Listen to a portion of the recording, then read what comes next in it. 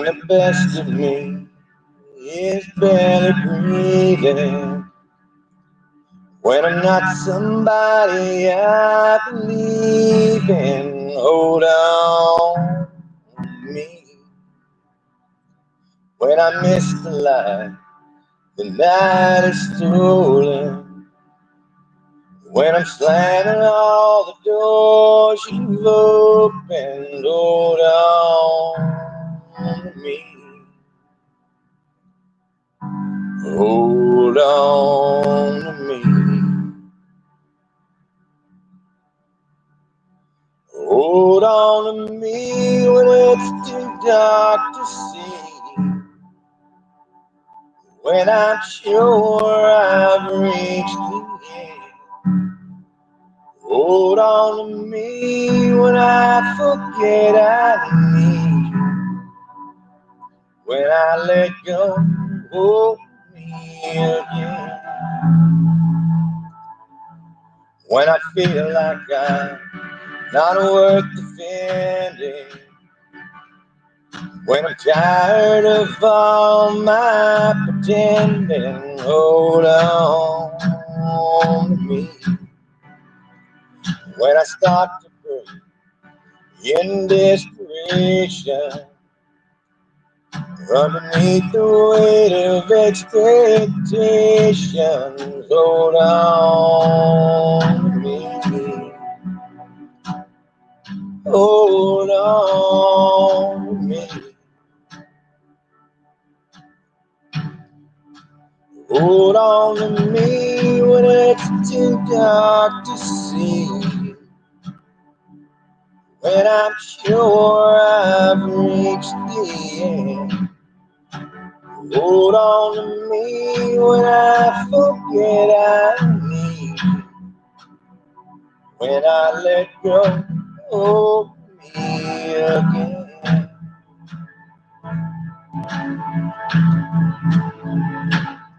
I can rest right here in your arms forever.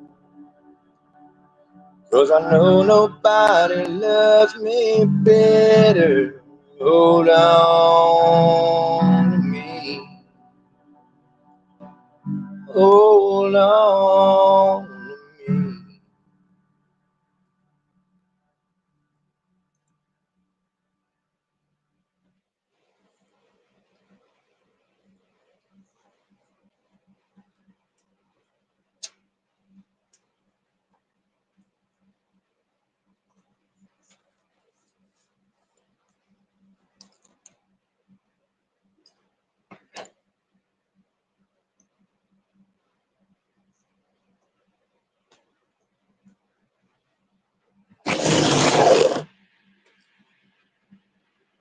Good morning, folks.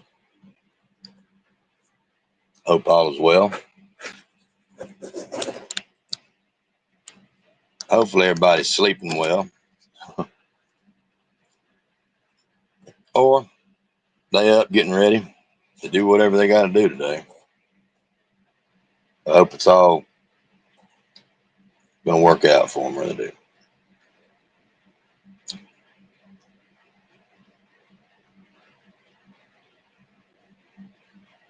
I wasn't going to go live. This was something kind of just I decided to do. And I just want to get something off my chest. It might be something that some of y'all might want to listen to, and probably it's going to be something a lot of y'all don't, but that's okay. I titled it The Road to Perdition. Perdition. Some of y'all might not know what perdition means. To be honest with you, I was the person that didn't know what perdition meant at one time, or couldn't put it into biblical text, more or less. But there's several scriptures about it.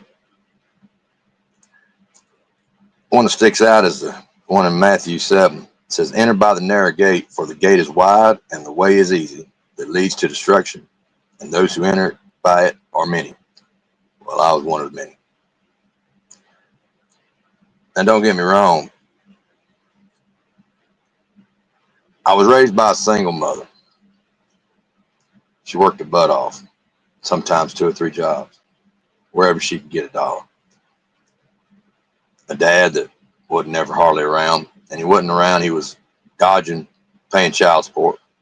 Yeah, believe it or not, he actually did dodge paying child support. He'd change his Social Security number. He would do that because back in the days, back in the 80s and 70s, it was a whole lot more lenient on how people work. You could go on a job without even having to show your driver's license and your Social Security number. You can give a name, whatever you wanted to. You know, didn't matter. You just wanted to cash a check. But you could change your Social Security number by 1 digit, just 1 digit. He was good at that. In his mind, he figured that we didn't need the money until he thought we needed it. Now, he was my father. I miss him. I still love him. But there was a lot of things I learned from him. And one of the things I learned from him was how not to be a father, how not to, act. Now, some of y'all might have different, ideas about me, but that's fine. This is not what it's about. What it's about is, how I was raised. I was raised pretty much, I would consider us poor. But looking back on it, when I was coming up, I never did without. That's one thing my mother made clear. And also my grandparents, her parents, my mama and papa.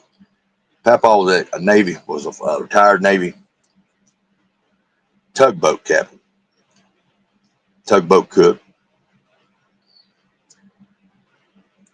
And he wasn't too much into the biblical sense. Now, he believed in God. He knew about the Bible a lot, but he didn't go to church that much. And my grandmother, she did. She was what you could call, some of you would call a holy roller. Now, when I talk about holy rollers, that's, they talked in tongues. She was Pentecostal, pretty much. Assembly of God.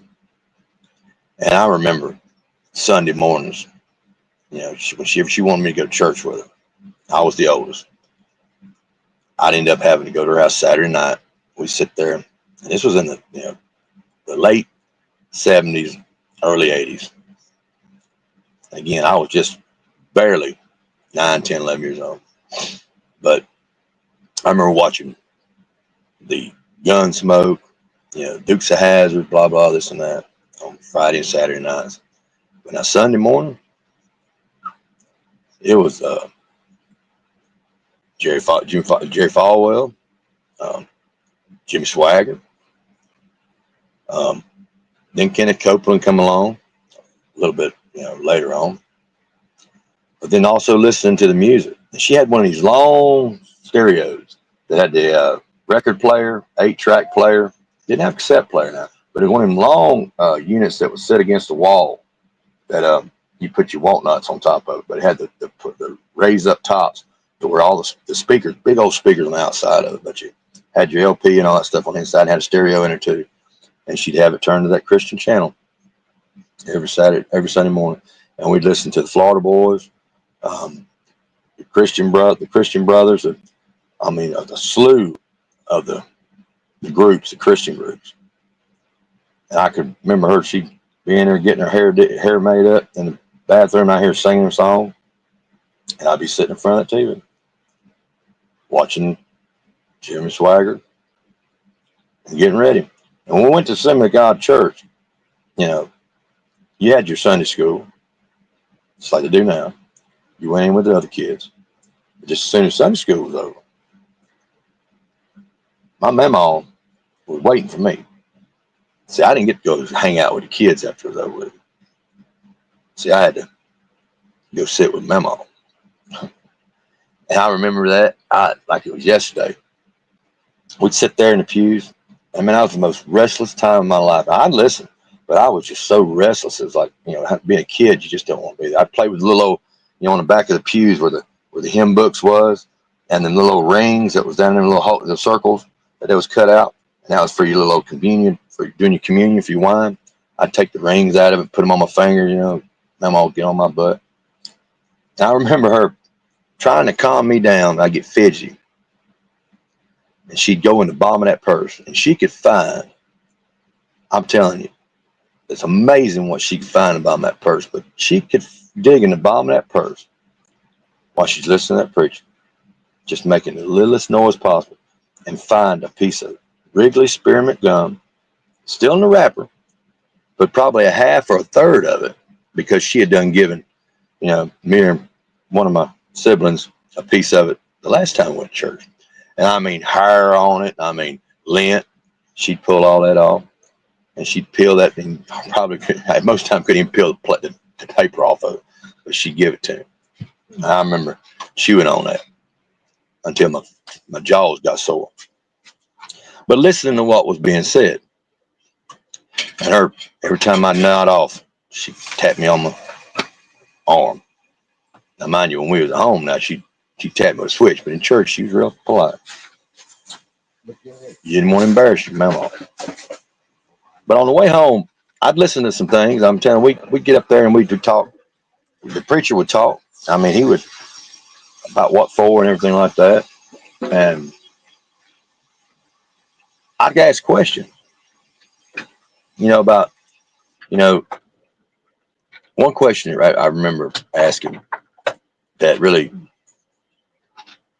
hit her crawl was about how do we know, how is it that we read the King James Version, the Holy Bible, and you got all these other religions like the Quran, the Jewish people, why are they wrong and we're right? To me, it was a simple question, but it was the wrong question. Because see, when Pentecostal churches back in those days, to me, I was asking an educated question and was hoping to get a good answer from my mama. But be as it may, you didn't question that preacher. You just do as you're told, and whatever that preacher says is gospel. Now, see, the reason why I bring that up to her is because I remember there was some times I was over at my mama's house during the week, and we'd have some guests that show up at the house. They'd come riding up on their bicycles and in the little white button-up shirts with the black ties, black slacks, and they'd come in the yard and they'd knock on the door. And one thing Mama would throw a fit over is a Jehovah's Witness, talking in tongues, the whole 9 yards. I mean, she could flat short, really embarrass you, but she was adamant, and she'd run them out of the yard. So that was my question. But I remember getting the browbeating like that. But eventually, the older I got, I mean, you got to understand, I was dedicated in a Assembly of God church at a young age. I was told that I grabbed the microphone out of the preacher's hand when he's trying to dedicate me, and I decided I was going to carry on I was going to handle it. So I went to singing or blah blah blah, whatever a baby does. I also walked. I learned how to walk down the aisle at Fair Pass Assembly of God. I was passed around as a child, as a baby. My mom would bring me to church. You didn't have to worry about me because I had all kind of cousins and grandparents and the great aunts and aunts that were just, I would be the center. They just moved me around all over the church, just sitting there. Everybody had me. Mom didn't have to worry about me. Either I'd be up there with the other babies, toddlers, or I'd be down in front with somebody else. But I was well known and well loved. So the Christian background was there. As I gotten older, even in high school, I done the benediction at our graduation, because we had our graduation. We done our ceremonies at, the church I went to. And again, I questioned a lot of things. I questioned, why is it that preacher, gets up there and tells my mother was working her butt off, and why I was adamant that she'd give that 10%. And my mama would make sure that she had something, or she would even write a check and post date it, whatever date she had to, because of the looks that she would get. My mama would make sure of that. Now, my mama passed away in 2013. Now, she she steered away from the church for a long time due to whatever it was, a rough life. My dad situation with her and raising kids. So again, whenever she steered away, I guess it kind of seemed natural when I did. Not saying she was my excuse, but it did happen that way. But after she was diagnosed, and a lot of people do this, and I'm not shunning her for that because I knew it was in her heart anyway. But when she was diagnosed with ALS, she wanted to get back to the church. She got rebaptized, and she wanted to make it. She was really adamant about before she passed that she wanted, me to be, back in the church, and that's one thing I didn't do. And this is where that leads up. I had never felt lost before, and leading up to my mother's passing, I had put on the blinders. I had allowed myself to be put in a comfort zone to where I was numb, to where I wouldn't show feeling. I was so in tune to that I got carried away with it without even knowing. I would show no remorse, no empathy, was no form of compassion, nothing. I was almost like a robot, like a zombie. I was functioning, but I was functioning in a logical way. There was no time to me to be emotional was illogical to me. It was not reality. That was fantasy. I didn't have time for it. Same time, I did allow emotions to get caught up in me and get fixated in certain emotions. My emotions was pretty much hatred. I grew resentful. Okay. I was resentful to one being, one powerful being. If you're going to be resentful, I guess you can say you go to the top, Oh yeah. because, if you've ever dealt with anybody that's dealing with Lou Gehrig's disease, it's named after a man, yes, but 80% of the people that actually are afflicted with the disease are women. Women are hit worse. Men seem to last longer on it. It's still a detrimental disease, but women, it just takes so much out of it. And you sit there and watch my mother. I watched my mother wither away right in front of my eyes. Now, again, my emotions was put off to the side because I had to be power of attorney, trying to make sure she had everything she needed. We couldn't take care of her at home, plus take care of our kids, so she ended up in a nursing home. Now, insurance paid for it. It was a good place. They took care of her. I mean, this is not a normal disease. It's something that just takes. It wasn't like we just left her there. I mean, she always. One of us is always there. I ended up having to quit my job. I was project manager, and finally landed a job there in town, within 5 minutes of the house, and that was a hard thing for me to do. For the longest time, I was always having to go out on the road to get those jobs, and was proud of this job. And of course, then she got sick. Well, I don't know if any of you are familiar with doing any kind of management work. It's kind of hard to be a manager and you're having to take off due to anything. I get a call from a nursing home, or get a call from one of my siblings or my grandmother. They're doing this down there, or something's going on with my mother's bank account, and I've got to take off from work. And here I've got to run a job, and I've got people that are missing work, that are laying out of work, and I'm standing up there in front of the crowd on safety meetings, and I'm sitting there getting on their ass about, they're not showing up for work. I need you here. And it hit me. I said, how do I look being a leader, being the man in charge of this job, and I don't even know if I'm going to be able to make it all day without a phone call coming. I mean, it literally was like that. I didn't know. So I chose to take a hiatus. I chose to take some time off, a leave of absence. I found somebody to take over for me. I hired him in, and I walked. And pretty much for the next year and a half. Now, that was 6 months prior to my mother passing.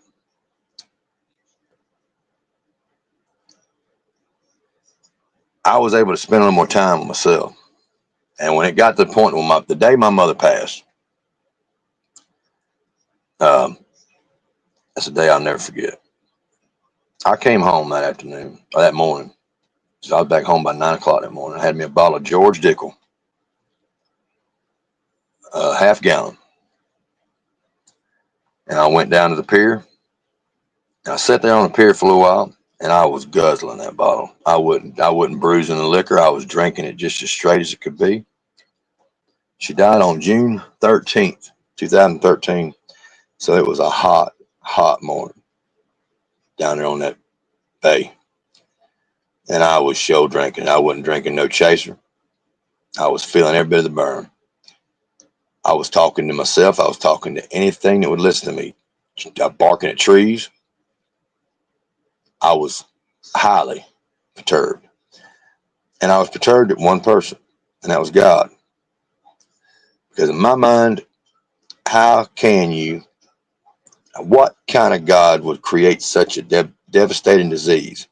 And what kind of God would allow his creations, his humans, to be so pathetically uneducated and unintelligent enough to where we can sit here and come up with all this technology for these telephones, these TVs, these whatnots, these internets, but we can't even find the cure for the common cold, or much less a test to actually diagnose somebody with Lou Gehrig's. Because see, before that, you didn't have to do that. Before up till I think it was 2018 or 2017, there was no test. You literally had to be tested for MS. All different types of diseases. And then if you didn't test positive for those, I'm talking about bone density test, bone marrow test, all whole 9 yards, digging out your mouth. If you didn't test for those, then they would just go ahead and say, well, you got Lou Gehrig's disease. That's literally how it was. And it just blew my mind. I said, how dare you? I said, I don't give a, I didn't care. I said, I curse you and I curse everything about you. I'll never follow or have faith in another person, nor will I ever. And I just basically cursed him for what it was.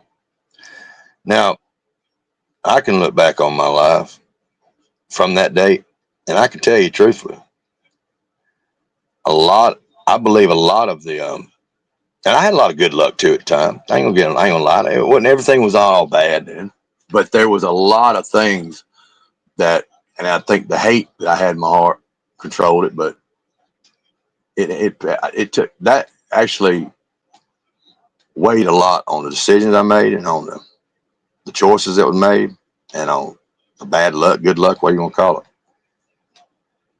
And I knew it in the back of my mind. I kept telling myself, that's what, I know what's going on. I know why. Every time we have a little bit of bad luck, I say, well, it's my fault.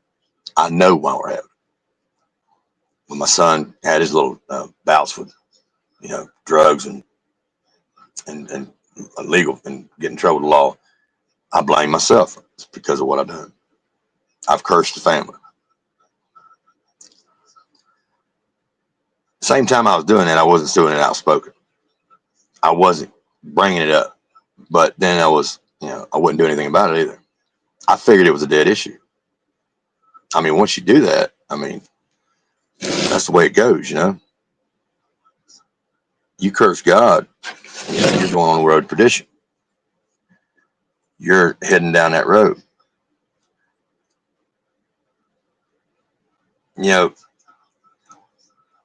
This is one scripture that stood out in my mind and why I cursed him so much, because in 1 Timothy chapter 5-8, it says, but if anyone does not provide for his relatives, and especially for members of his household, he has denied the faith and is worse than an unbeliever. That scripture held strong words to me, because I pretty much threw it in his face. I threw it in God's face. I said, you demand so much of me, yet you took my best friend, you took the you took the woman that nurtured me and gave me you know, sustenance, that gave me life, that worked herself to death pretty much. Strongest woman I ever met, ever knew. You took her away from me, yet you demand that I take care of my household. In my mind, I had justification for my arguments, and trust me, I do that a lot. I always, it don't. I'm gonna find justification somewhere. Don't mean I'm right, but I'm gonna find it. But then you have to go back to John 3:16. That's his argument. For God so loveth the world that he gave his only forgotten son, that whosoever believes in him should not perish but have eternal life. Now, you could look at it. There was people telling me back then that, I should have looked at it positively, that, he needed my mother there. But in my mind I was a grown man. I was taking care of my kids, but that was still my best friend. My mother was 16 years older than me. When I graduated high school, my mother was got her GED and was going to her first year at junior college. When I had to get my shoulder worked on prior to me going to North Carolina on scholarship, I went to the same junior college she did. And we went to some of the classes together. Some people thought we was boyfriend and girlfriend. Some people thought we was brother and sister. Nobody ever imagined that she was my mother. Now, trust me, we had our ins and outs. I gave her hell. And it was times I told her just what I felt about her. I wish I could get those times back. I still didn't think it was fair that he didn't give me an opportunity to even try. But that's the way it goes. When the end of times come, we're not going to know when the Lord's coming either. We're not going to know when he's going to be here. You can watch that fig tree all you want to. But when it comes, it comes. So the road to perdition is what I've been on up to a point. And again, I don't hold anybody to blame for anything I've ever done in my life. I hold myself accountable for every damn thing I've dealt with. Even my kids' mistakes. I've always told them, look at me, look at my mistakes, look at what I've done, and use them for your benefit. You got to make a positive out of it, because I'm going to make mistakes. There ain't no book. I was still a child when I had my children. I didn't have no planned marriage. I don't know who the hell tries to claim they do that, but that ain't how it goes. You don't have, I'm sorry. Somebody going to sit there and say they planned pregnancy. Yeah, in this day and time, it don't happen that way. Were my kids accidents? I don't want to call them accidents. Ill-timed? You could say that, but you know what? We didn't turn our back. We kept going. We struggled through it.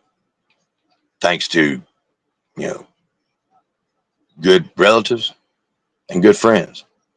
But all in all, it still happened. I used my mama's mistakes, my dad's mistakes to try to help me along. My grandparents was always there for advice. They helped me. But when it come to God, I had gotten so far away from him, but at the same time, I still knew who he was. I know a lot about the Bible. I'm not a theologian. I'm not. But I can quote some scripture. But history is where my heart was always at. And when it comes to the Bible, it coincides with history.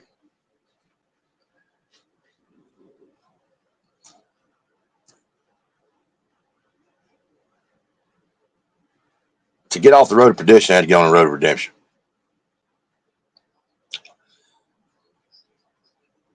And, when I first came here to YouTube, and again, because I had seen that little girl and knew that she was missing, It wasn't that I was using her as a crutch, by no means, but I, in my mind, I thought this could be an opportunity for me to give back everything that I've taken, all that I had done. Give me an opportunity to, it was my cross to bear, more or less. Use this as that moment to explain my past, explain what I've done, and make right the wrongs. And that's what I was trying to do. But you know what I've learned is, even when you're on God's, when you're blessed by, when you're being blessed by God, when you're in God's blessing, in God's graces, when it seems like things are going good for you, and in some circles you think that shows you that God is shining light on you. In other words, you keep doing what you do and you keep doing good, and good things going to come to you. Well, people don't understand, while that's all going on, the devil is right there with him. The devil's watching you just as much as God is. You might be in God's good graces by doing right, but the devil's right there too. And he's gonna sit there and persuade you. He's gonna tempt you because he wants you just as bad. Ain't that how it always is? I mean, back when you was going to school, boyfriends or girlfriends or whatever, seemed like that, if you didn't have a girlfriend or a boyfriend, nobody wanted to talk to you. But just as soon as you got one, seemed like everybody was in love with you. You know what I mean? Same thing. And see, that's where it gets you steered off, because you think everything's going on in your life is good. Just watch out, because just as soon as you think you get complacent, think everything's going all right, that's what the devil is. And he can hide. He can look just as honest and just as clean as Jesus Christ. You get caught up in it, and that happens. And I've seen a whole lot of that. And I'm not saying that ain't no ghost whisperer, ain't no demon whisperer, but I know hate when I see it. People see you trying to do good, they're going to mock you, they're going to hate you. It's the way it is. That's worldly. That's the devil. It's jealousy. Call it what you want. Some of them out there just ain't jealous. That's just what they want to do. Demonic, yeah. But I've also witnessed some angelic moments too. But again, the way they bring you down is you get to conflicted. You get to fighting it. You stand up. Temper, pride, dignity. You lose the focus of humbleness, humility. You want what they take away from you. Eye for an eye. We get lost in translation with that. But again, the more you fight them, you end up in the same wallowing pit that they are. And that's how it happened. I never won. I never could get out of it. Still to this day, can't get out of it. No matter how hard I try.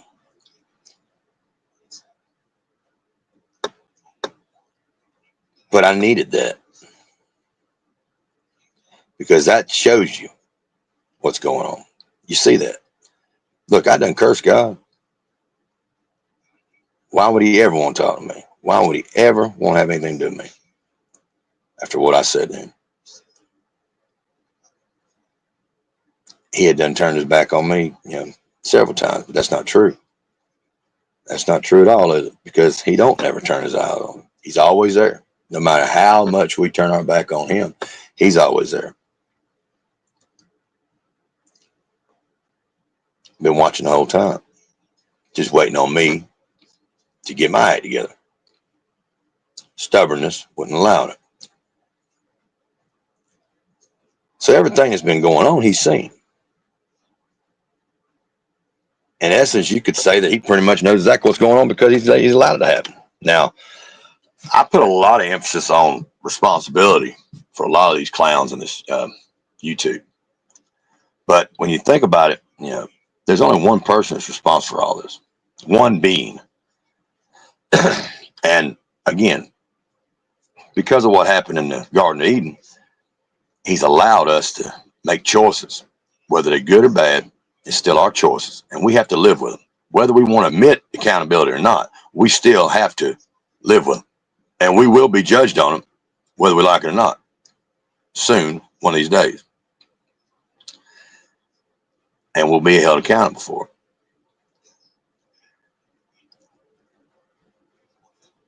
Well,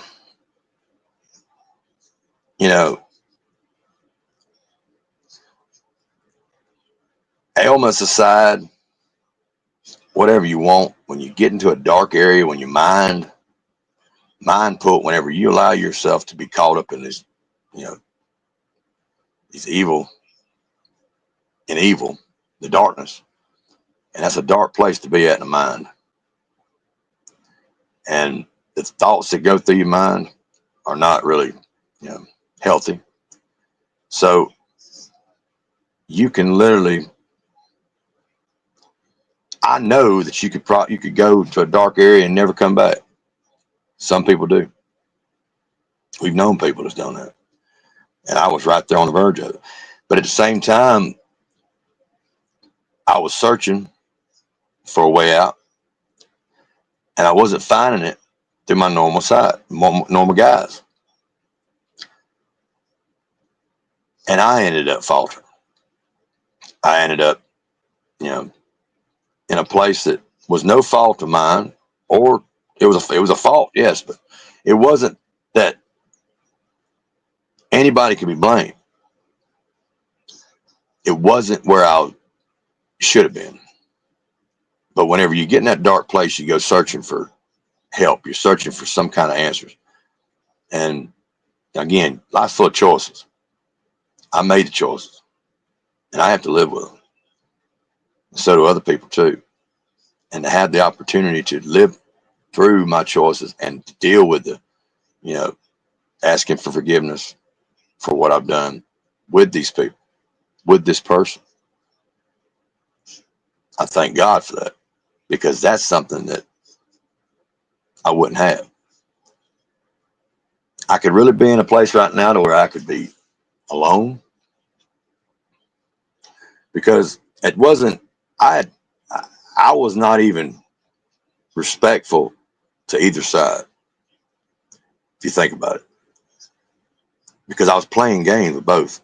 I literally didn't know what I wanted. My mind was not even, I was not even right in my mind to even make a decision, but I was making decisions and I was rolling with it. And if I got just enough of this one over here, I'd take off. And it was not, and I was causing so much hatred between two individuals because of their feelings for me.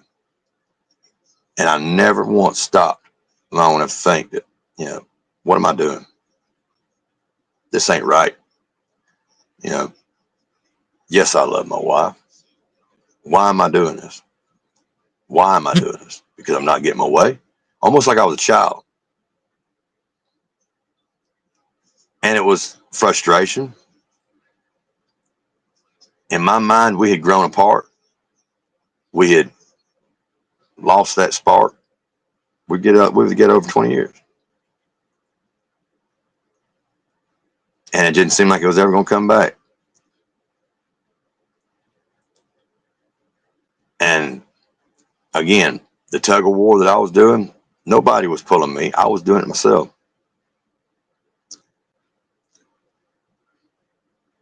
That was still part of the perdition. That was on that road to straight hell. I had not come up for air yet. But, eventually the frustration kicks in, the aggravation. I mean, hell, you can't blame them for being upset, not knowing which direction. We couldn't predict what the hell I was going to do next. I could turn on a dime because I did not have a care. My kids was all grown. In my mind, this was just a setback. I never fathomed the thought of ever losing my wife. I always in my mind thought that I'd always have her. I could do what I want to. And that was a sick, selfish mentality. But again, I'm not trying to say it's because I was delusional and sick. That was my mindset. Again, I have not been right since 2013, to be honest with you. And I have lost a lot of people along the way since 2013. I'm not trying to lay blame, but my mind, I have not, I believe that, some people have said maybe it's PTSD. I don't know, but I never fathomed in any part of my life ever having to sit right here and tell you that both of my parents was gone. I just didn't think it was going to ever happen. I never set the stage for me to be ready for something like that. And it hit me like a ton of bricks. And I held all that shit for so long that I never was able to get counseling, more or less. I mean, just wasn't that. And it just eventually has come to a head. And again, it took seeing the frustration in the eyes of the two people that actually were wanting my love, and I was taking advantage of both sides. And that's what was fueling the fire. And when I'd get mad at one of them, after one of them jump on my ass for not them doing, I'd leave. It was stupid. It wasn't fair to either one of them.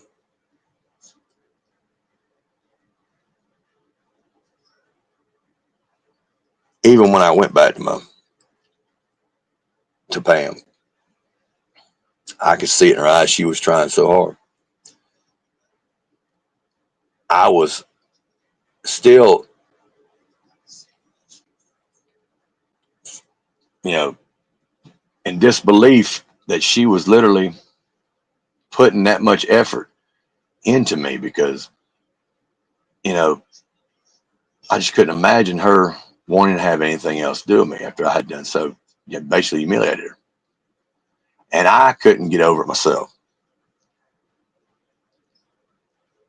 I was still beating my own self up because I hated what I had done to my wife of 20 years that I loved, and also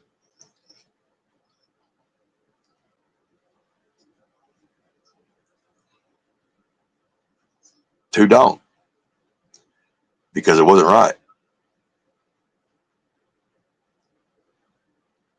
It was not fair to either one of them. And I was pushing buttons, and I was sitting back like I didn't give a shit about nothing. Arrogance, thinking they'd always be there, maybe. Probably. Cockiness, yeah. But again, stemming off of what you want, it wasn't me. And my wife, I tell you, as far as I'm concerned, as far as my temper, as far as everything, my health, you put all that shit aside, but as far as me and my emotions and everything, I've not been right since 2013. I lost my father shortly after that. I lost my grandfather. I lost my uncle. That was more or less like my second father. I lost, my grandmother. Lost my best friend here last, in July. It's just been dropping like flies.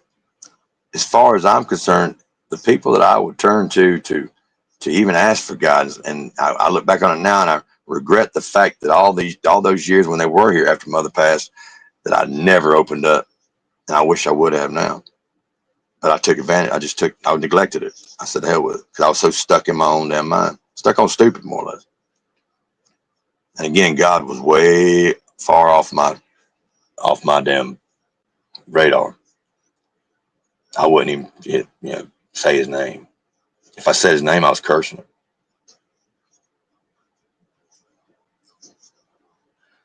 But something happened right before 2021, right before July of that year, whenever I seen Summer's picture and I read the article about her. Something happened to me. Me and my wife, she just picked me up from work.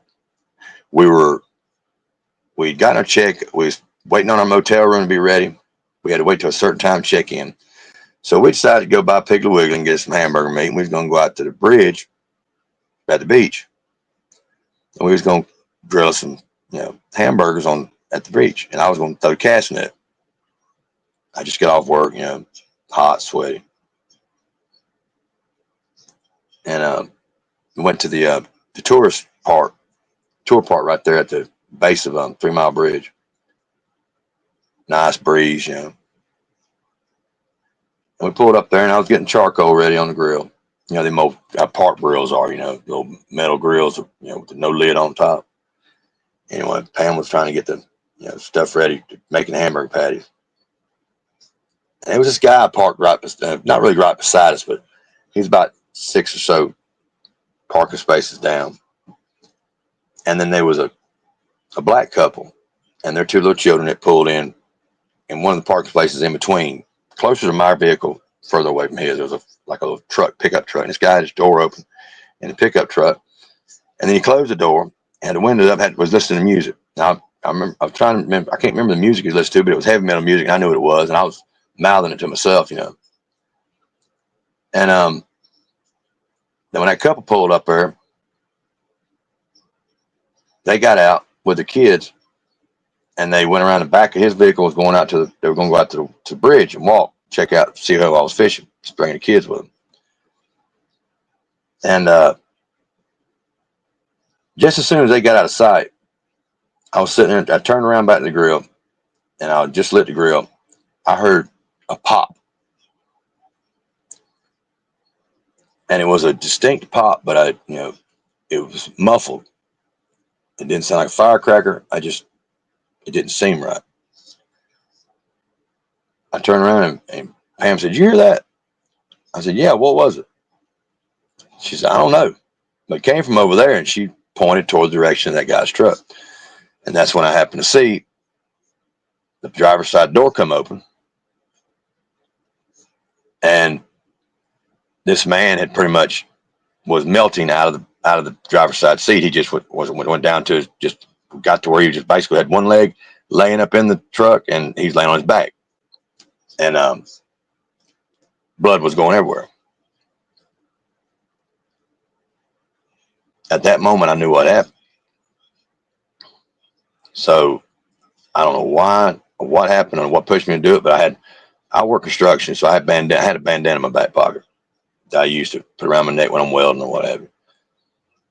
And I would run over to him, and this other guy that happened to be walking by, I didn't know who he was. He had a tank top on, a pair of shorts on. I ran right over to that guy, and that's when I seen it was a Desert Eagle pistol. And I took it out of his hand. I put it up in the seat. I said, "Hey, bud, I'm going to put this up in the seat. You all right?" Up in the seat, I noticed pictures of children. At the time, I was assuming it was his daughters and his wife. And I was putting it together in my head what was going on. But the whole time I'm trying to talk to him, talk him down. Blood was coming pretty harsh. He said, "Man, I was cleaning my gun and it went off." And I'm just letting him tell me whatever story he wants to tell me. I'm seeing what's going on. I took my handkerchief, I wrapped it around his leg above it, and went to repping it. I grabbed a stick. The black couple comes back to their car. I told them to get their kids and get away from the car. Go away. They don't want to see this. You don't want your kids to see this. I took a stick. First stick I tried to wrap and twist in the handkerchief. Broke. That guy that I told you I'd seen, he come over. He was sitting there with me. He grabbed a stick and gave it to me. He said, "Buddy, how you doing, man?" So and so. He told me his name. He said, "So what branch you in?" I said, "Do what?" He said, "What branch you in?" He said, "I'm former Navy SEAL." What branch you in? I said, "I'm not. I'm not military." He said, "You're not? We sure are handling that pretty good the way you're doing right there. I had no idea what I was doing. I'd taken CPR class and stuff like that, but as far as putting a tourniquet around somebody's leg just shot himself, I didn't have a clue what I was doing. But apparently I was doing right. We talked the guy out of it. We sat right there, and I met that guy, and we were talking to this guy, and everything was going all right. The man that approached me and asked me what branch I was in, he knew the Desert Eagle. He said it's I think he told me, he said it's 15 round clip, one in the chamber, something like that. That's a lot of bullets. He said, yes, sir, it is. He said, So he's pretty much telling me what I need to know about the scenario, because it wasn't no simple, cleaning of a gun. What had happened was he had made his mind up. Well, had made a decision that he was going to do what he had to do. And it ain't got no safety on them Desert Eagles. And he had the gun up to his head and couldn't do it. And as he put the gun down in his lap, well, pretty much the rest is history. The gun went off in his lap. Shot himself in the leg. God puts us in places that we have no clue why we're there. We don't know. We're planning to go to the beach with the kids. Next thing you know, we're stuck in a traffic jam, and due to a wreck, 4 cars up, and it doesn't have nothing to do with us, but there's a reason why we're there. We get frustrated with it. We wish our plans could go as planned, but they don't. But God put us in places He uses us. He uses each and every one of us. No matter if you're atheist, if you're Donald Trump, or you're me, He uses us. We're a vessel for Him. And that moment, He used me. Whether I want to believe it or not, I think it was an eye-opener. I think He was trying to let me know, that I meant something, that I had a purpose. I didn't know what it was. I wasn't trying to beat my chest. I was not trying to be somebody who's going to save lives.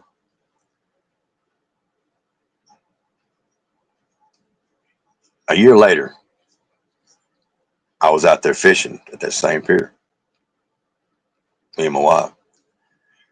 And I happened to run into the same guy that helped me with that fellow. And come to find out, actually, the guy that I'm talking about, the former Navy SEAL, this man was a homeless. He lived in his van. He did it on purpose. He did it because his mindset, he was in the desert storms, his mind was just, he'd rather be alone. He could not live and conform to normal life anymore. So he lived, he panhandled, he done what he had to do, and lived in that van. So I ran into him again when I was fishing. And lo and behold, the same afternoon, a car pulls up beside us, because you could park on that bridge and drive up there and you fish off the bridge with your car there. This car pulled up behind ours, and he gets out of the vehicle with this other car. I didn't talk to him earlier, and he done left. And kind of find out the guy that we had saved, the guy that we didn't know if he was going to lose his leg. We didn't hear nothing about him. Come to find out, he did lose part of his ability to walk. He lost a big chunk of his leg through blood poison and stuff like that. And he was having to use crutches. A year later, he got out of the car and come over to me. There was a lot of emotion that day. To see him walking, to hear him say that he was back with his wife, he's seen his daughter graduate. That was something that was he was in a dark place. So you fast forward all that from that happening and this was back in, this was 4 years ago. Fast forward that to last year. when I'm pretty much walking in front of a semi.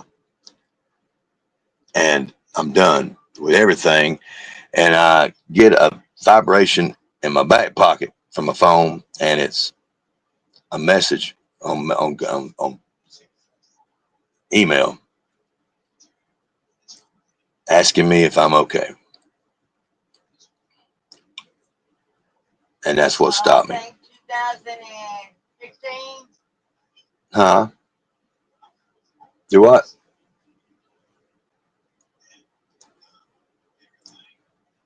So, yeah, God works in mysterious ways. He uses people as vessels. And, you know, I've got a lot to be thankful for. I've got a lot to hopefully be forgiven for. And I don't know if I'll ever be forgiven all the way.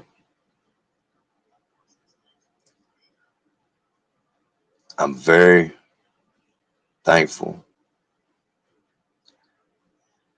where I'm at, for who I'm with. I think that there's more passion between us now than there ever was. I mean, there was passion, but then when you get old, when you get kids, it just it takes a lot out of you. But where we are in our golden years, you say, and it's just me and her and our dog. We enjoy each other's time. We enjoy each other's moments. We listen. We still have our own personal times, but it's like we're happy. I think we're more happier than we ever been our entire time we've been married. We and I know that I took a risk. I took a chance of losing her. And the way my mindset was, even if I would have chose to end my marriage, I would have still destroyed the relationship the other way because I was not. I was no. That was not where I wanted to be. It was not where I needed to be. My mindset was just I didn't care. I was like a Molotov cocktail, and it ain't fair.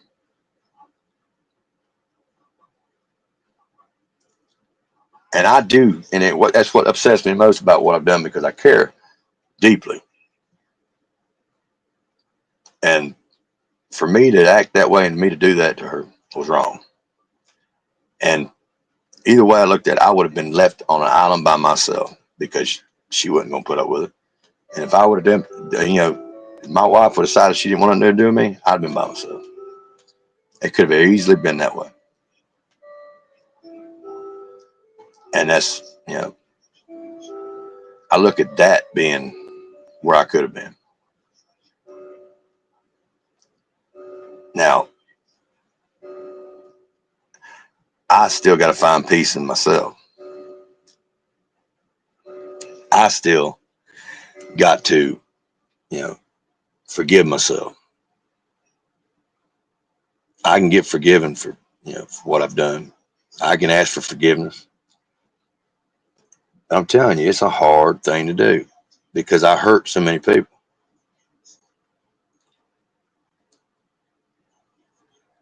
It might not have been physical, and people think well, as long as you didn't hurt, that's right. Physical and mental damn pain, mental anguish. That's tough. I'd rather take an ass whooping than I would take somebody mentally destroying me or hurting me. And I felt that. I dealt with that through the pain and the perseverance. This damn shit in YouTube, part my French, but I dealt with that. And so I knew how mental anguish felt. Yet here I was doing the same damn thing.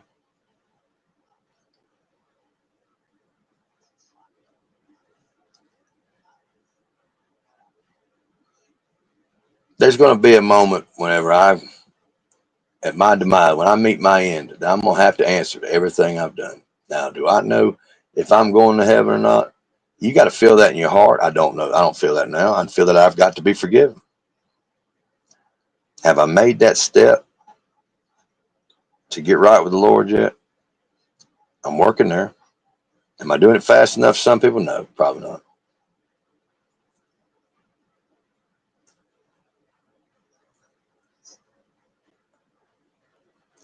I'm at the point now that where I'm beyond the point of trying to be understood, because that ship has sailed, because it doesn't matter. It's like trying to explain yourself to some of these people in this damn community in here. I mean, that's ridiculous. Why would you try? I caught myself last night. I was listening to, I ain't gonna mention her name, but to a character that was just going on and on and on about all these other creators, about how, she's a great mom and these other people are sorry ass parents. I mean, I'm just listening to this, and I ended up putting something in her post in her comment section, and she put it up on the screen like it was a badge of honor. Told her, I said, you know what's really sickening is how you can sit there and judge all these people, claim to be all that in a bag of chips, talk down to everybody, yet you slander a man, destroy his reputation, lie about him, affect his family and his pride, all in the name of not answering a simple question. You're really a classy lady. That's what I did. That's what I said. She put it up on her, on her screen like that was a badge. And of course, she had her little minions in her chat was, you're irrelevant, Griff. You're irrelevant. And they're right. They are right. I'm irrelevant. But to the contrary, though, I'm so irrelevant that these people went out of their way to have to mention my name in their post, take away from listening to the regurgitated crap going out of that mouth. But I was so irrelevant. I laughed at it. I said, yeah, you're right. I'm irrelevant. But what are you talking about? You're going to have hate. Haters are going to hate. It's going to be the way it is.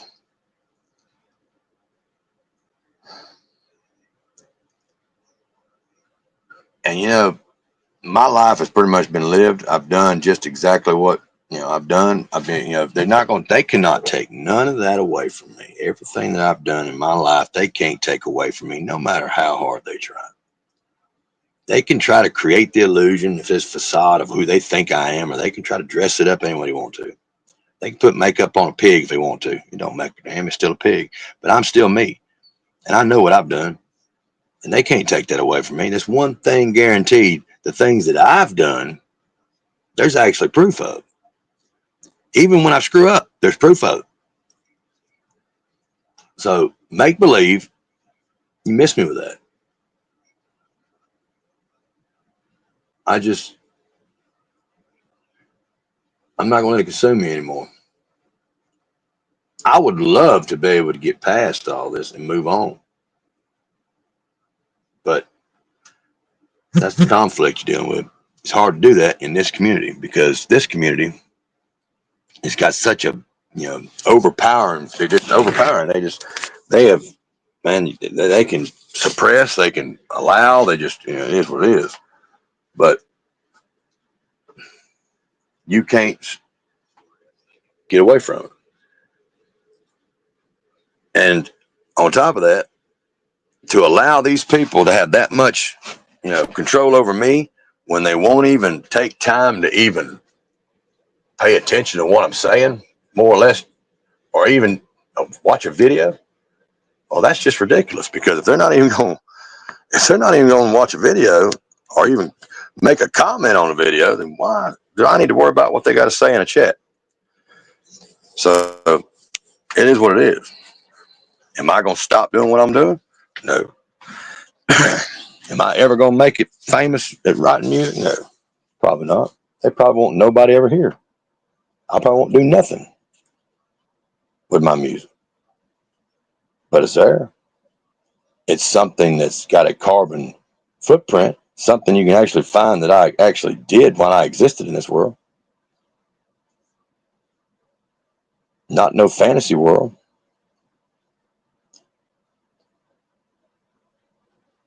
The bottom line is the only way you're going to get off the road of perdition is you got to get onto the road of redemption. You got to ask for forgiveness, and you got to forgive yourself. And you cannot fight this evil, this hate, because all it does is brings you to the point to where you're just as bad as they are. You're not going to beat them. You can't beat them. They are going to win because that is the goal. It's their game. If they can get you mad and they can get you upset, that they've won, because all you're doing is competing at their level. It's hard to say and do at the same time. But thankfully I'm doing this at an older age when I don't have much energy left, and I can do it that way. I will be damned if I join them, but they're not going to beat me. It's obvious that I don't need their views. I don't want their views. I don't want their subscribers, because that's just not my cup of tea. I would rather have one drop of pleasure than I would have a gallon of pain. If it come out of the same spigot, I would rather have one drop of pleasure than a gallon of pain. It all tastes the same, but I don't care.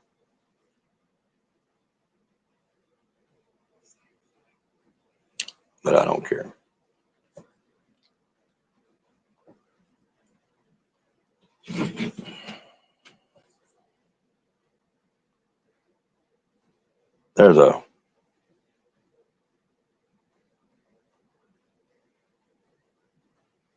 I remember this the other day. This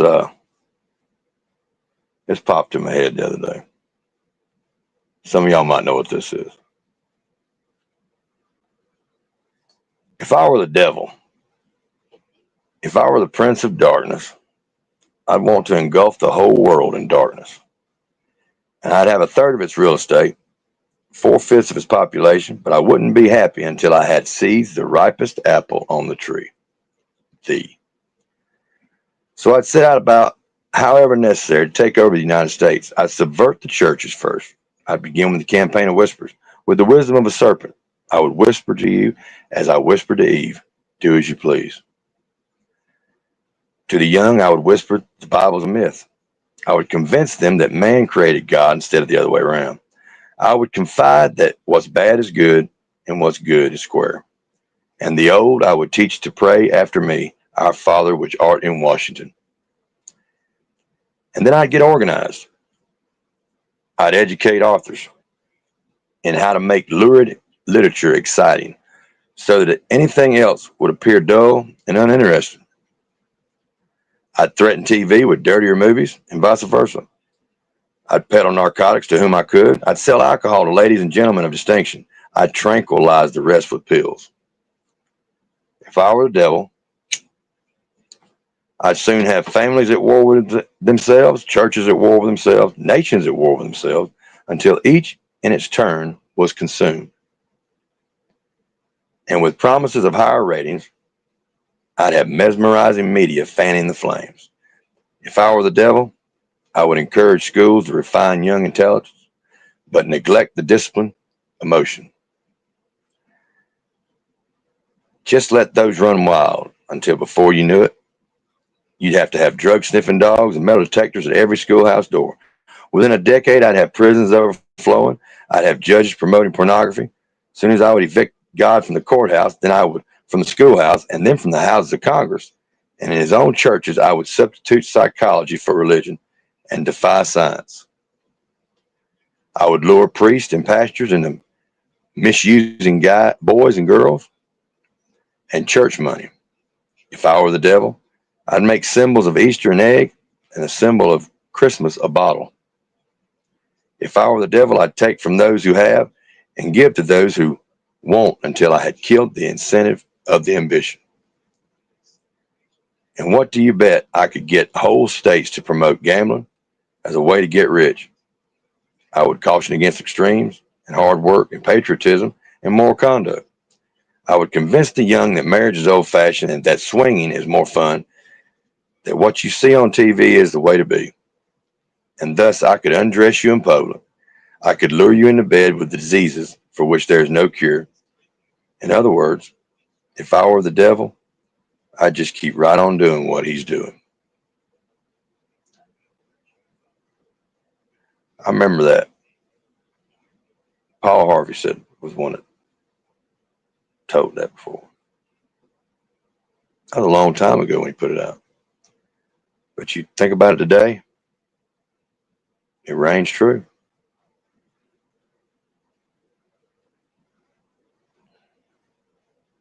True story.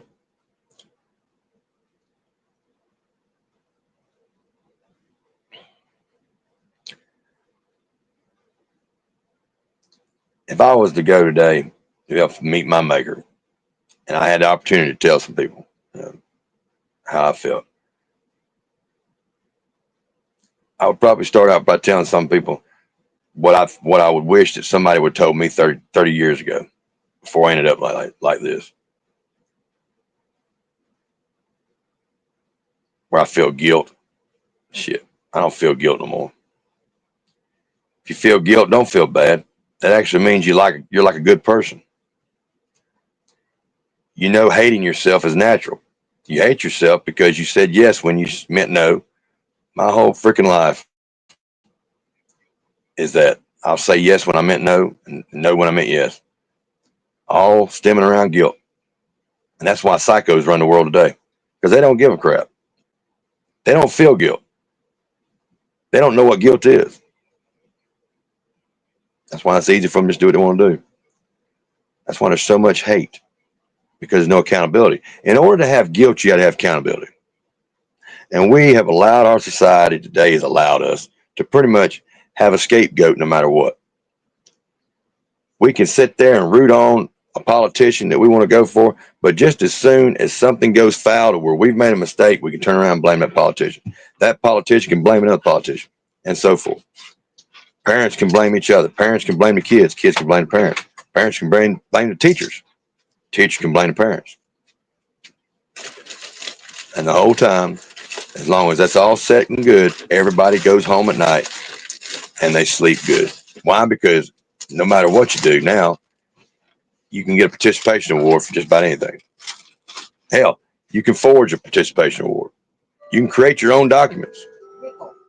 You can make it a fickle if you want to. You don't have to do anything in order to be somebody. All you got to do is show some paperwork, or even show a phone with a screenshot. That's all. There's no control, nobody policing any of it, no, verification. I mean, you go online now. What do you get now? You got a check off. It says you are human. That's all you got to do. You ain't got to show an ID. Just check off you're human. That pretty much gets you in pretty much every app around. No accountability. If you go into a site and you pay for something, you can turn around, cancel the payment. Blame it on somebody else. Say somebody else got on your account. You don't even go hiring for jobs anymore. Majority of the jobs is done online. They take away the human part of it, the human aspect of it. There's no interaction between humans anymore. You hire in through you're taking a survey, pretty much test that tells your aptitude, that tells your, if you're human or not, how psychopath you are. Even some of your entrances into some of these online schools is questionnaires asking the same question, but just changed up a little bit every time, trying to get you to step up on something. We dummy down ourselves. If you take away, there's people that can't even go to the bathroom without a cell phone. There's people that can't do nothing without a cell phone. And there is an app out there to make sure that you can do nothing with your cell phone. So many people would be lost by the wayside if the grid went down, because they would be stuck watching their screen, hoping for that damn little pi symbol up in the top corner to miraculously come back on and be solid to where they know they got a signal. They could not function. Majority of your appliances are all tied into your phones too, so those ain't going to work. You're not even going to know how to cook anymore. Whoever cooks.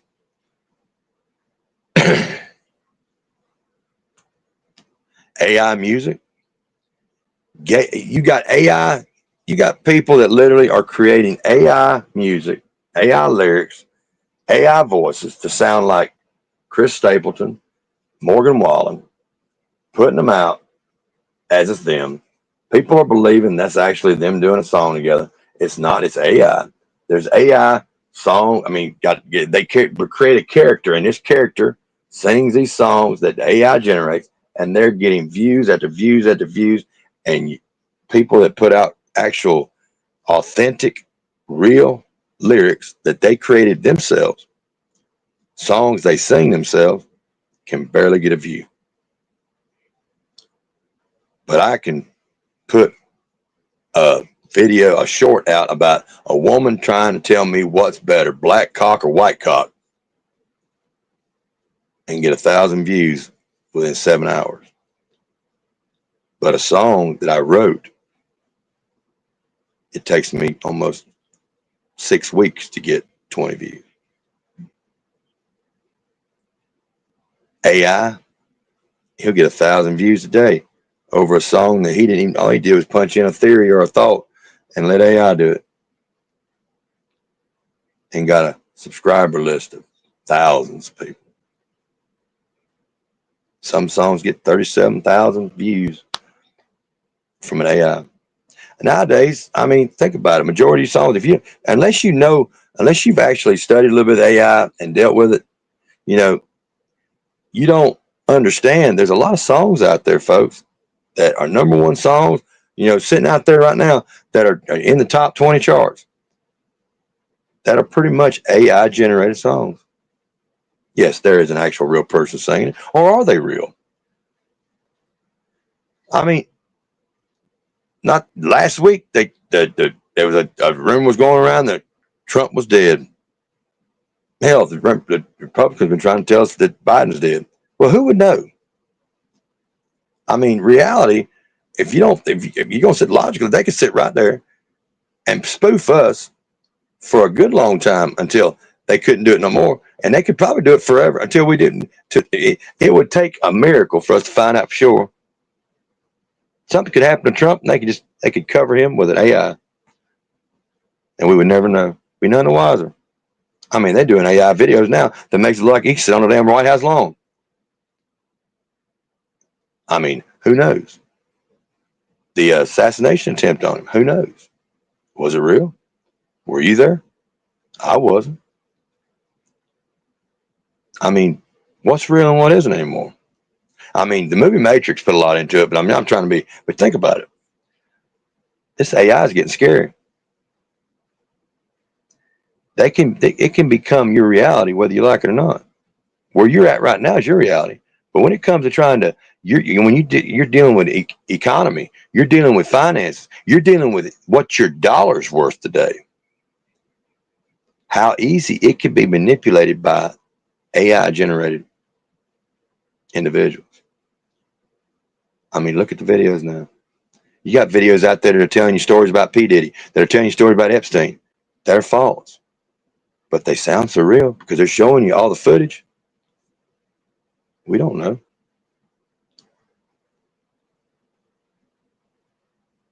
It's scary when it gets to that. Are you going to know what's real and what ain't? I mean, the greatest trick the devil ever pulled was convincing the world that he didn't exist.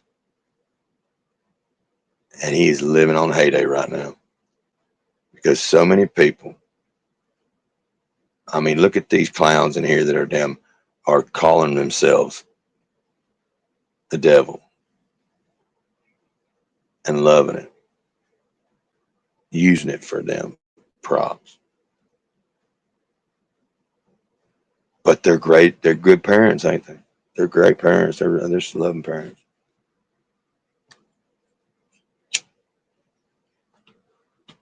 It's almost like we're harvesting. It's almost like a cattle. You know, it's like, look, it doesn't matter what we do anymore as long as we keep going down that. If we're cookie cutting everything, your kid's going to end up wherever it ends up because that's just the way it is. You're funneling it through, and that's the way it is. It doesn't matter how you claim to be. What you do don't mean shit. But you can influence one way or another. Your kids are watching. They're like recorders. They're sitting there downloading everything you're doing. Hopefully, they're just smart enough to say, my mom's an idiot, or my daddy's an idiot. Hopefully, they'll be able to learn from it, but they won't stoop to their levels, hopefully. But that's so hard to do. It's so hard. And good moms nowadays are so young when it's hard being a good mom, especially when they're being raised by bad moms. I mean, kids are becoming parents while they're still kids, you know? Babies, babies are having kids that are having kids before they're even old enough to get an electric bill in their name, to get a driver's license. We're trafficking our own kids now, in essence. We're not worried about the weird man down the road. Mommy and daddy's doing that for us because mommy and daddy's got their mind on other shit and they're not paying attention to where their kids are anymore. They're in the back seat. They're being calm and they're being quiet because she's got the iPad in her hand.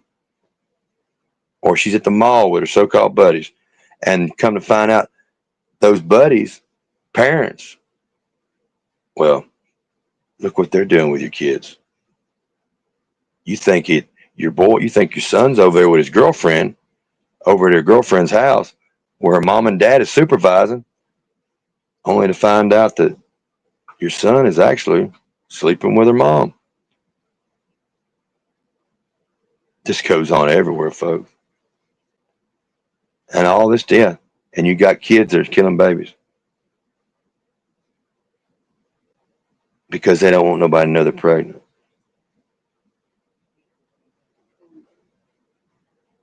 All the while, we're more concerned about a man that puts a damn sack full of puppies out on a damn bridge and throws them over, instead of worrying about them two children in the backseat of that car, 120 degrees, while that woman's sitting up there at the bingo hall.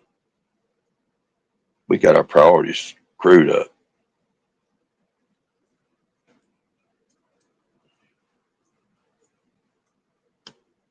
Instead of teaching chastity, we're naming our kids chastity, thinking that's going to solve anything.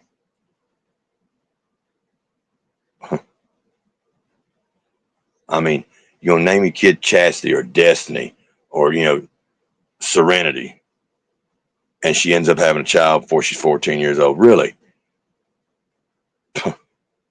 You're just giving up.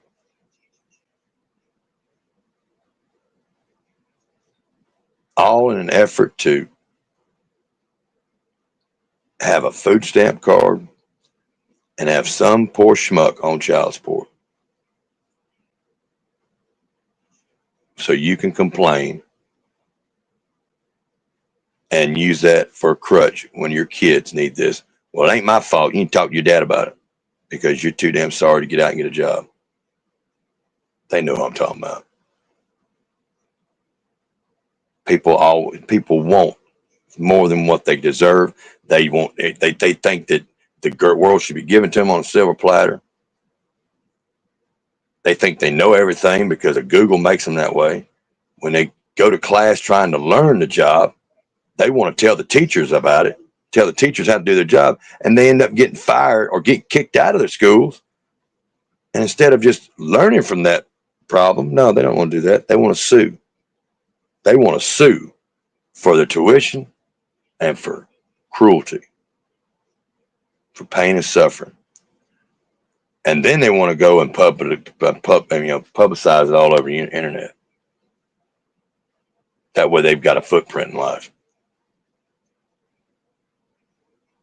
This world is, man.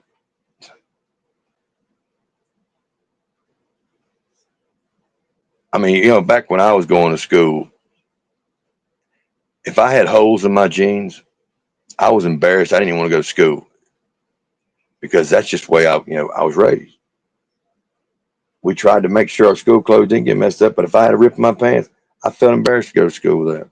Nowadays, they're paying $100, $200 for a pair of blue jeans with more holes in it. They got denim on them. Paying $300 for the most gaudiest, ugliest tennis shoes. They got to have them.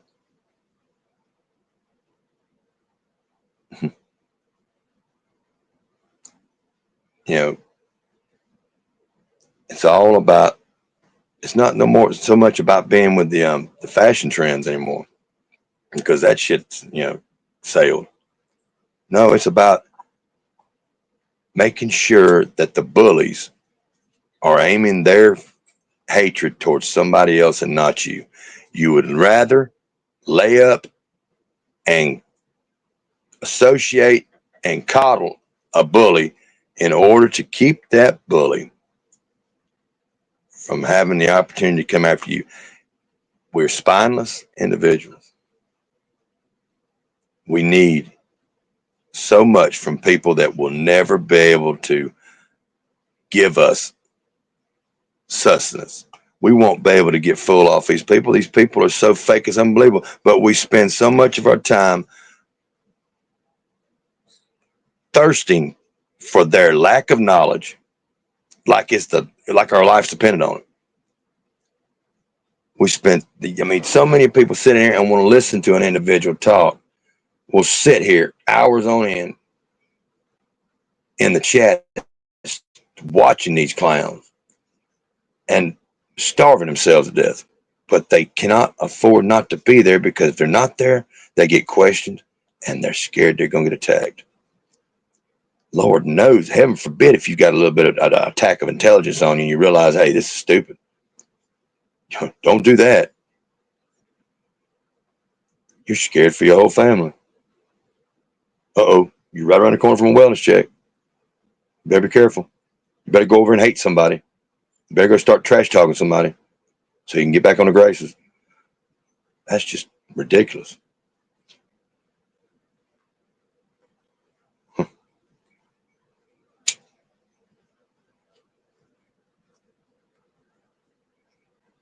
And you never want to, and these people don't even want to try to make themselves, they don't even try to better themselves. They don't even learn from their own mistakes. They keep wallowing in the same filth, like they're making mud pies and a crap. And you know why they can still do that without having to worry about trying to make better, of themselves? Because they know there's somebody out there that's going to have just enough dirt on them that they can use to throw the damn blame, to throw the damn attention toward them while they still lay there filthy. But they think they're just number one. I'm the best there is. Best at what? Best at being a horse's ass? Best at being a pathetic loser?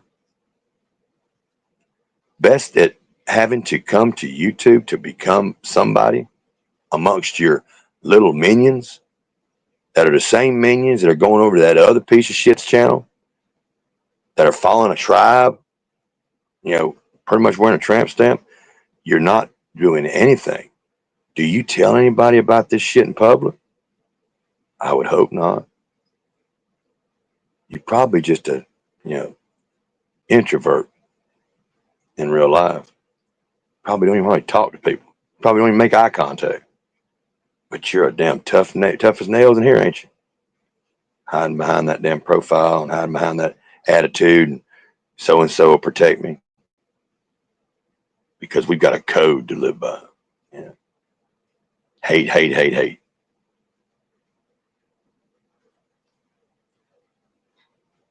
Yet the whole time you don't have a clue who you're damn supporting. and you don't have a clue who you're hating on, but you're only doing it because you're acting like a fourth grader that's following falling in line with whatever the bully's telling you to do. And you got all these damn tools at your damn fingertips and you yet to even try it. You won't even look. So, I mean, hey, yeah, it's going to be a mess. We are in a mess. So, if you don't try to find God now, if you don't try to find Jesus Christ and get him back in your life now, it's going to get harder as we go. Because the further we get away from him, I'm telling you, it's been coming a long time. That we are opening the door. We're allowing hate to come in and look and impress like they're good. Evil is wearing the clothes of good, wolves in sheep clothing. Good has become evil and evil has become good.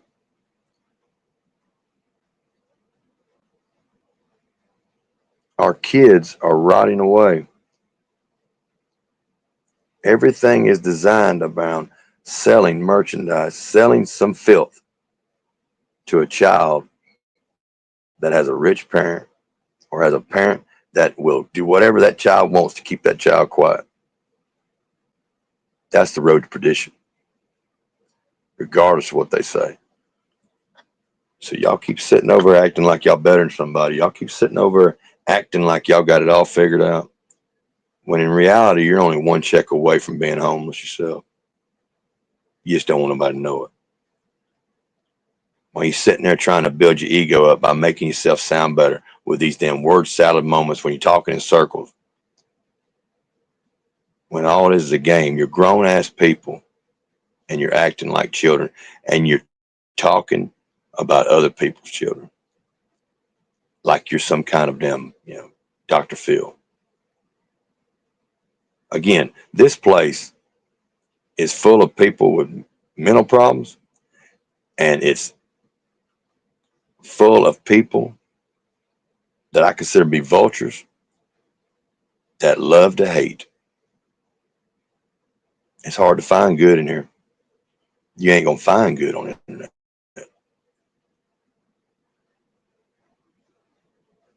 It ain't designed that way. Again, they tell you to check off a box to let us know you're human.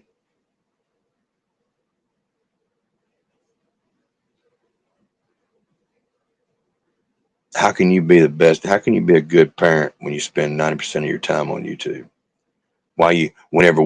You don't realize we see your lives. We hear your daughter in the background. We hear your kids in the background asking you, "What you doing, Mom?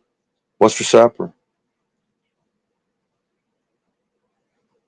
At times, whenever you're supposed to be actually cooking dinner for your kids, but you're sitting there drinking a glass of wine or a box of wine, and you're sitting there dog cussing somebody else for their parenting skills, which mind you is probably just as screwed up as you are,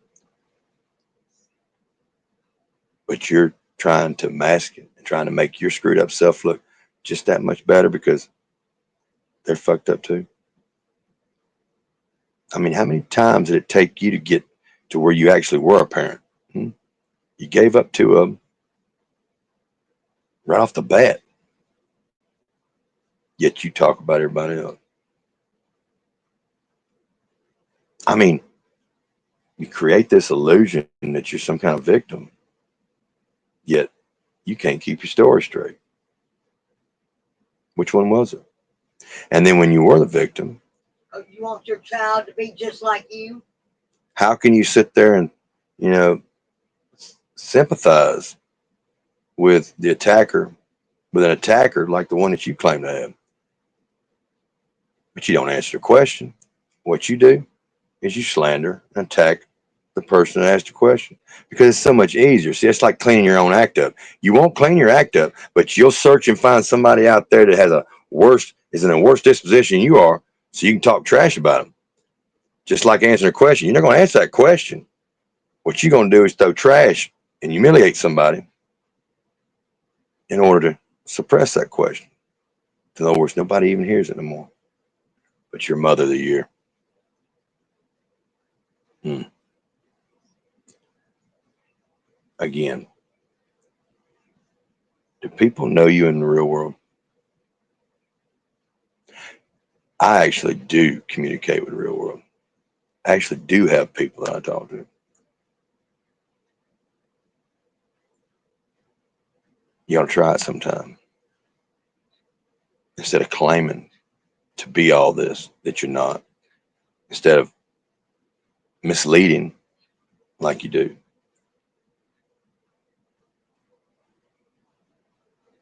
Just try it. God bless y'all. Y'all have a great day.